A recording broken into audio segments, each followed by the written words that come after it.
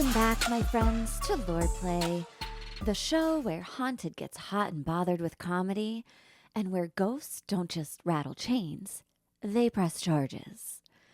I'm your host, Dayna Pereira, here to spill the tea that's been steeping since 1897 in the hills of Greenbrier County, West Virginia. Today's tale is not just a haunting. It's the only known case in U.S. history where the word of a ghost was used as legal testimony in a murder trial. Yeah, that's right. A woman came back from the dead. Well, kinda. To tell her mother who killed her. And the court was like, yeah, that tracks. So make yourself cozy on your Victorian fainting couch because we're about to meet Zona Heaster Shue, the Greenbrier Ghost. The year is 1896, a sleepy little Appalachian town that smells like wood smoke, fresh biscuits, and unresolved trauma. Electricity? Rare. Internet trolls? None. But judgmental church ladies? Plentiful. And in the middle of this idyllic, slightly ominous mountain life lives a young woman named Elva Zona Heaster. Zona, as her friends called her, was in her early 20s. Very pretty, clever, and reportedly sweet-tempered, which is 19th century code for everyone liked her enough, but still talked shit behind her back. I mean, honestly, what else did they have to do back then? Her mother, Mary Jane Heaster, was a tough, God-fearing woman who'd spent her life surviving rural hardship and probably a few too many nosy neighbors. Zona's father wasn't much in the picture, so Mary Jane was the rock. A one-woman support system powered by cornbread and righteous intuition. Zona was just living her best 1890s life. You know, working around the home, going to church, maybe reading dime novels when her mom wasn't looking. Until one day, a stranger rolled into town. And we all know that mysterious appeal of the new stranger in town. His name was Erasmus Stribling Trout Shue. And yes, that's a real name, but don't say it with a magic wand in your hand or you might turn someone into a goat. Erasmus Stribling Trout Shue! Bah. I'm stupid. I'm sorry. You're so dumb. Okay. Everyone called him Edward or just Trout, which, by the way, is an awful nickname. You can't expect people to take you seriously if your name sounds like something that swims upstream to die. He'd moved to Greenbrier County from another town looking for work as a blacksmith. Blacksmithing in the 1890s was basically the coal-sooted equivalent of being a sexy mechanic. It was muscle, sweat, and fire, and apparently Trout had just enough charisma to make the local ladies notice. Within weeks of meeting Zona, sparks were flying. Figuratively and literally, because Trout was swinging a hammer all day and flirting all night. Mary Jane, though, Zona's mother, wasn't buying it. She reportedly said something along the lines of, "There's something off about that man." And listen, when mama has intuition that he's about to ruin your life, especially in a time when marriage was the ultimate goal of a woman, maybe take a sec and check in with your feelings. Despite mama's warning, Zona and Trout married on October 20th, 1896. The wedding was small, just a few witnesses and a preacher. Trout was older, handsome in a rugged coal dust way, and dressed better than most of the local men. Zona was beaming, probably thinking she'd finally escaped the boredom of small-town gossip life. But beneath the smiles, Mary Jane's gut was like, nope. She was uneasy. It wasn't just motherly paranoia, it was something heavier. Mary Jane would later say she couldn't shake the feeling that something terrible would happen. And, spoiler alert, she was right. A mother's intuition usually is. Fast forward to January 23rd, 1897, just 3 months after the wedding. Trout sent a young boy, Anderson Jones, who was only about 11 years old, to the Shue home on an errand. He told the boy to go in and ask Mrs. Shue if she needed anything. When Anderson arrived, the house was silent. The door creaked open, and there, at the bottom of the stairs, lay Zona's body. She was stretched out on the floor, one arm across her chest, the other at her side, her head tilted at an unnatural angle. The boy ran screaming back to tell his mother, who sent word to Trout and the local doctor. Dr. George Knapp arrived about an hour later, and by then, Trout was already there, holding Zona's head and weeping dramatically. Which sounds touching until you realize he wouldn't let the doctor touch her. Trout had dressed Zona himself in a high-neck dress with a stiff collar and a veil over her face. He kept fussing with the scarf, adjusting it, saying it was her favorite. And every time the doctor tried to move her head, Trout became hysterical, sobbing and yelling and clinging to her body like a Lifetime movie husband with something to hide. The doctor, perhaps wanting to avoid a scene, declared her death was due to everlasting faint. Basically, Victorian speak for, I don't know what the fuck happened. She just fainted. Forever. When word reached Mary Jane, her whole world collapsed, but her instincts sharpened. She said from the moment she heard Zona was dead, she knew Trout was responsible. And when she saw Zona's body during the wake, those suspicions exploded. Mary Jane noticed the same thing the doctor had, that high-necked collar. Trout refused to let anyone touch Zona's head or neck. When she tried to adjust her daughter's head on the pillow, she swore it moved freely.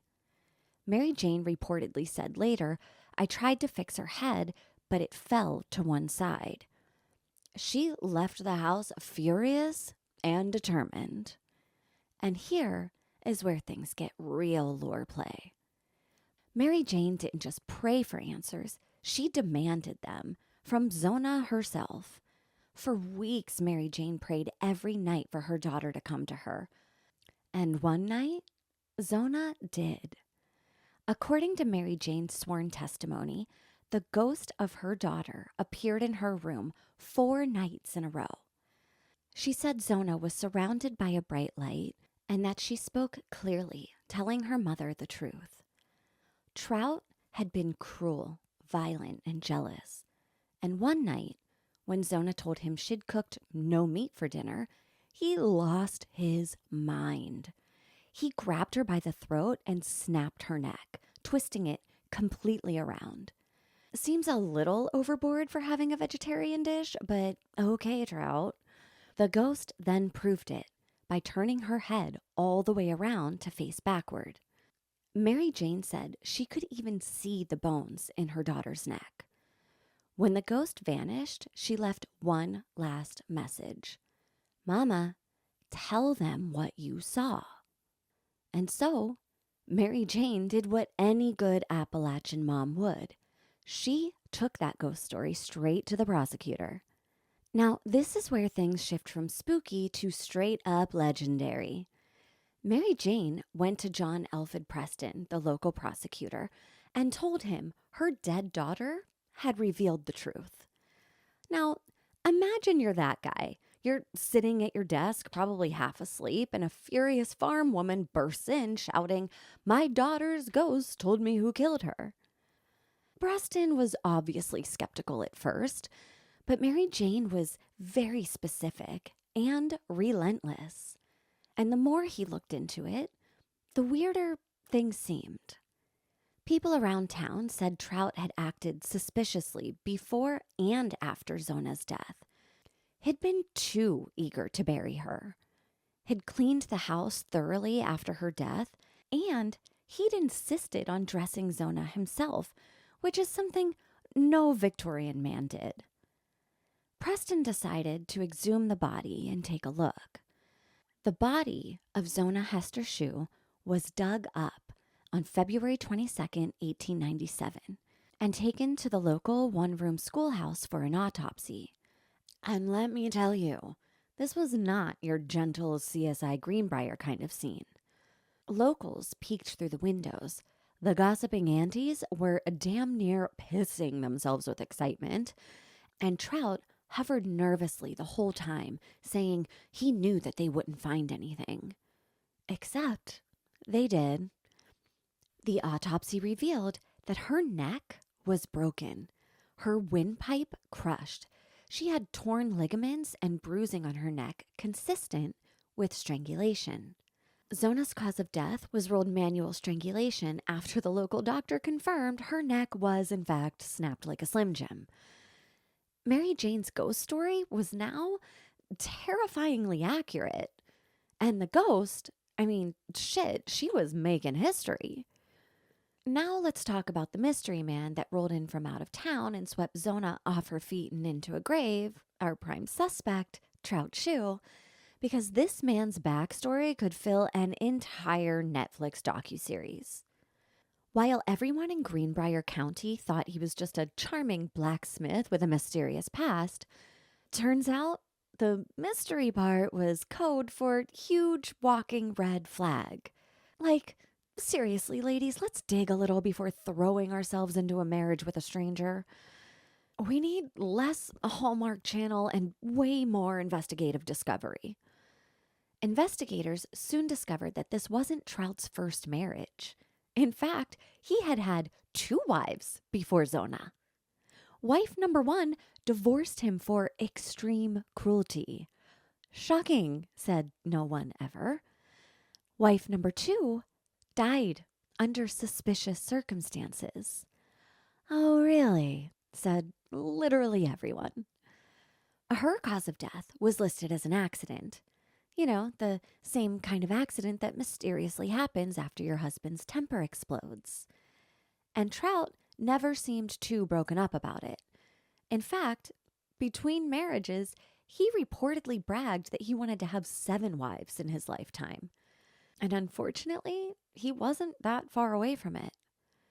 After the autopsy confirmed strangulation, Trout tried his best to act shocked, like, "Oh, dearie me, how could this have happened?" while also sweating bullets in a Sunday suit. Sheriff Nickel arrested him on February 28th, 1897. Trout was taken to the Greenbrier County Jail in Lewisburg to await trial. And once inside, he talked. Oh, did he talk. He wouldn't shut the fuck up about how innocent he was and how much he loved Zona and how everyone was just jealous of his good looks and success. He even bragged to cellmates that they'll never prove it. And not to give advice to the murderers out there, but you've got to shut the fuck up.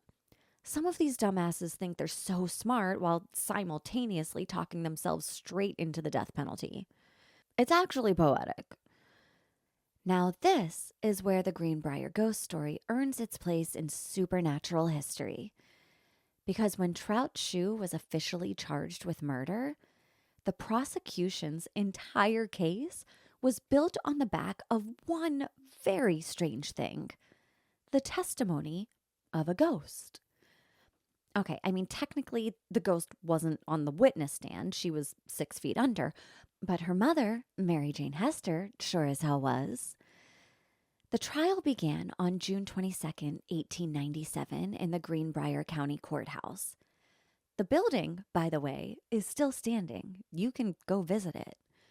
Trout, ever the drama queen, showed up to court in a neatly pressed suit, polished shoes, and that same smug grin that screams, "I'm guilty, but I think I'm hot enough to get away with it." Mary Jane, meanwhile, arrived dressed in black, clutching her Bible and determination like a weapon. Now, here's the twist. The ghost wasn't supposed to come up at all. The prosecutor did not want to bring up ghost testimony because, due process and avoiding a circus. But the defense attorney, thinking he could discredit Mary Jane, brought it up himself. He asked, "Mrs. Hester, how did you know your daughter was murdered?" And she said, with the composure of a woman who's had 4 nights of ghostly TED Talks, "Because she came back and told me." The courtroom erupted. People gasped. Some of them crossed themselves. Others leaned forward like, "Hold up, say what?" And that's when Mary Jane Hester became an icon. Mary Jane testified for hours, calmly, firmly, never wavering. She told the court that Zona appeared to her for 4 nights in a row, describing how Trout had strangled her and even twisted her head around to prove it. The defense tried everything. They called her hysterical. They accused her of female imagination, like classic 1890s misogyny. They said she'd been dreaming, but every time they tried to rattle her, she doubled down. She said, "I am as sure as I am sitting here that my daughter came back and told me these things." She was clear, specific, consistent. And that, my friends, is how you become the first woman in U.S. history to bring a ghost into court and win. Even the newspapers at the time couldn't get enough. The Greenbrier Independent covered it like it was O.J. Simpson meets The Conjuring. But now, the court didn't technically convict Trout because of the ghost. The evidence from the autopsy was enough. But let's be real. That ghost story changed everything. It pushed the prosecutor to exhume Zona's body, which led to the proof. Without Mary Jane's haunting, this would have been written off as a fainting spell. So, yeah, a ghost indirectly solved her own murder. During the trial, Trout's cocky attitude started to crumble. Witnesses testified that he was controlling and jealous. Neighbors said Zona looked pale and fearful in the days before her death. And that scarf he'd so lovingly tied around her neck, yeah, it was covering the bruises. At one point, Trout allegedly told the jailer, "They won't convict me. I'm too smart for them." Yeah, okay, buddy. Your IQ just got smothered by divine retribution. After just over an hour of jury deliberation, Trout Shue was found guilty of murder in the first degree. He was sentenced to life in the West Virginia State Penitentiary at Moundsville, one of the creepiest, most haunted prisons in America. When the verdict came down, the townsfolk were furious that Trout didn't get the death penalty. A mob of about 30 men actually formed, planning to lynch him right then and there. The sheriff had to sneak Trout out of the courthouse to save him. Although, let's be honest, no one would have cried if the ghost had done it herself. He served only 3 years before dying mysteriously in prison in 1900 of an unknown epidemic. Interesting, they didn't call it an everlasting faint. After the trial, people came from all over to hear the story.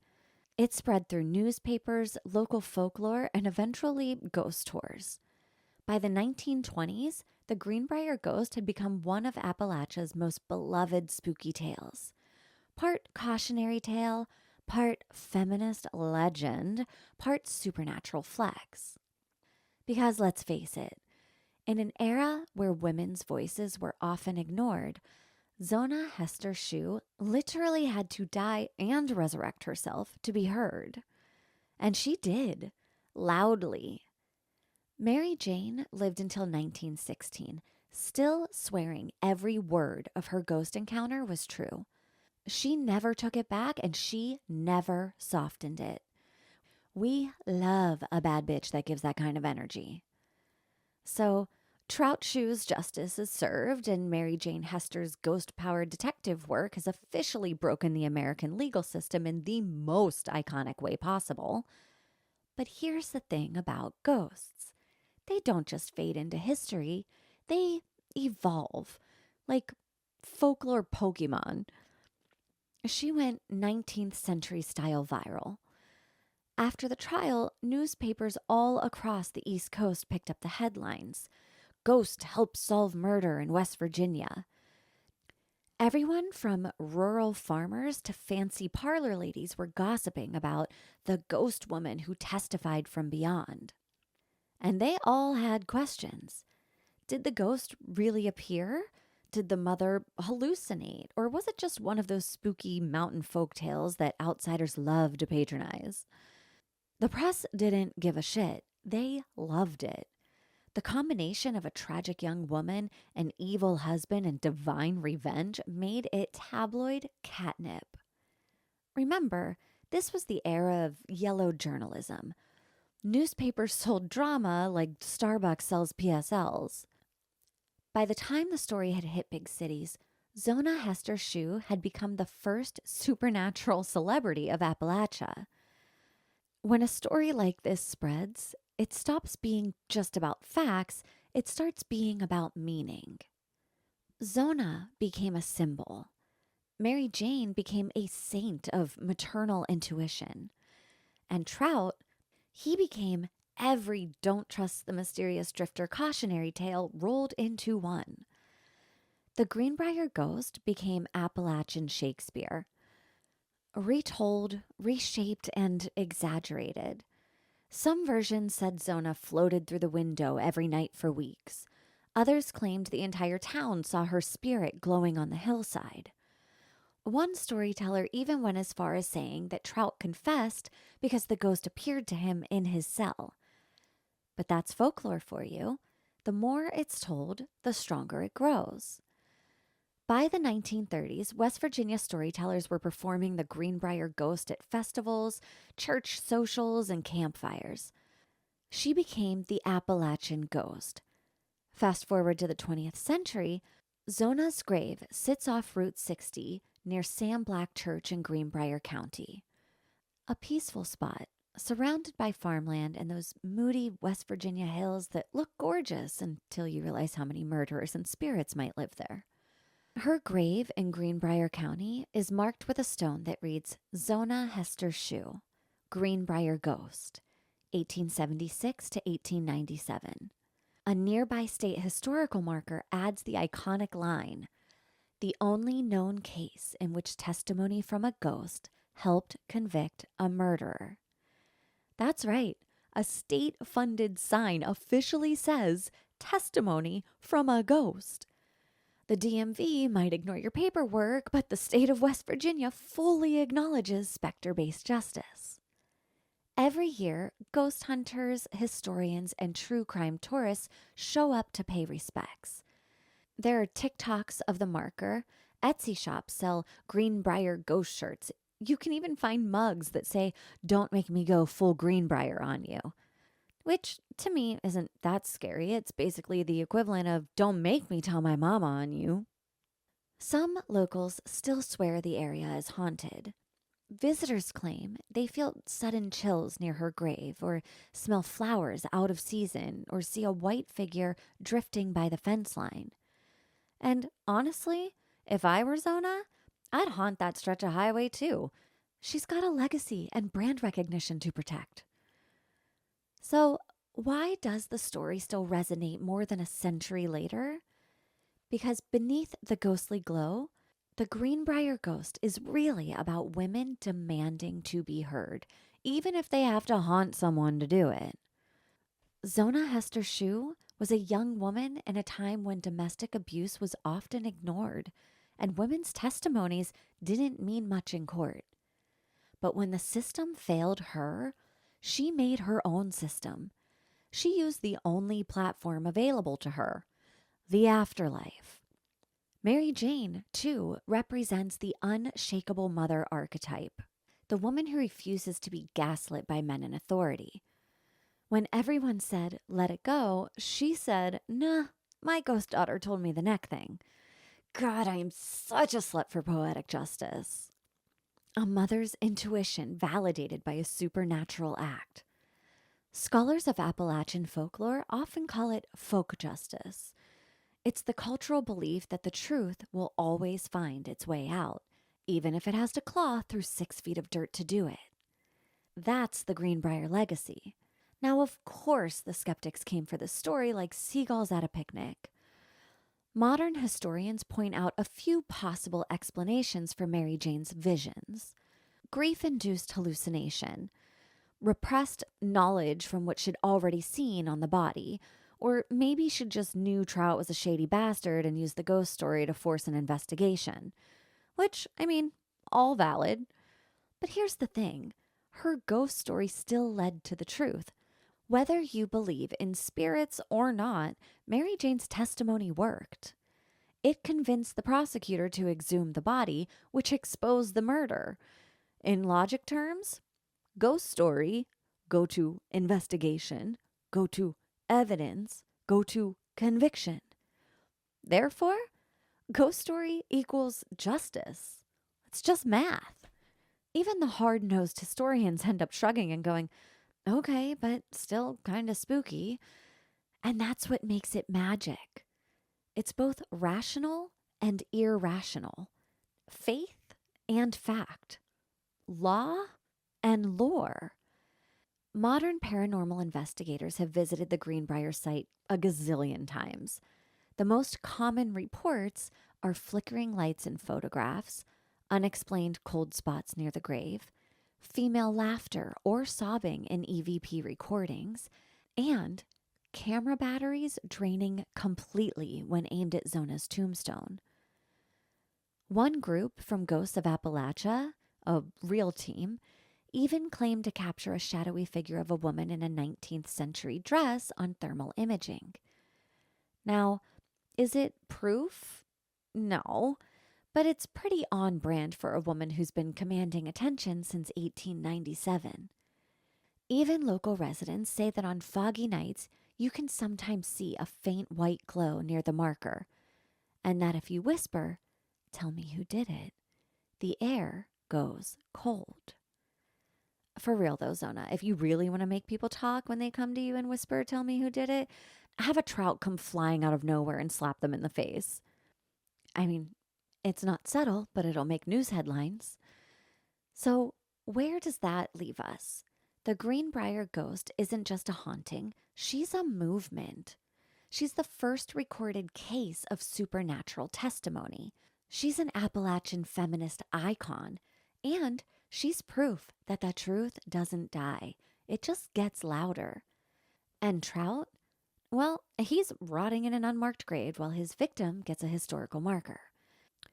So here we are, 128 years later, and the hills of Greenbrier County are still whispering.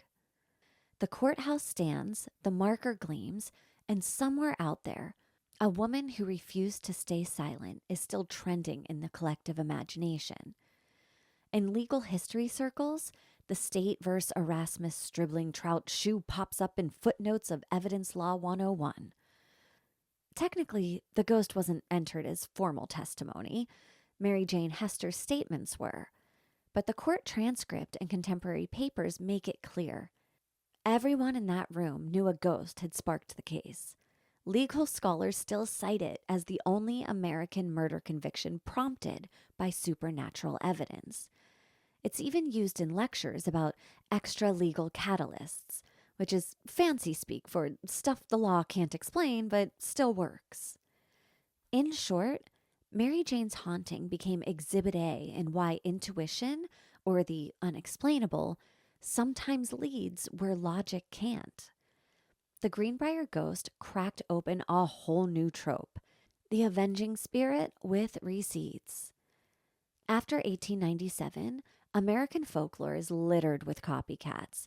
Tales of murdered brides, wronged wives, or silenced women returning to finger their killers. Not like that, you sickos. Get your mind out of the gutter. Think of it as the OG Ghost Justice cinematic universe. Zona walked so every future haunting with a moral lesson could run. Zona became shorthand for a woman whose truth literally wouldn't die. Women often embody moral correction. The witch who warns, the granny who heals, or in this case, the ghost who prosecutes. Zona's story hit all three archetypes. She was wronged, she returned, she restored balance. Modern psychology gives a few maybes to it. We already said grief hallucination, and roughly 40% of the bereaved report vivid dreams about their loved ones, myself included. I once had a dream of my father so intense I swear I could actually feel his arms around me hugging me. And to this day, you cannot convince me that it wasn't him coming to comfort me when I needed it the most.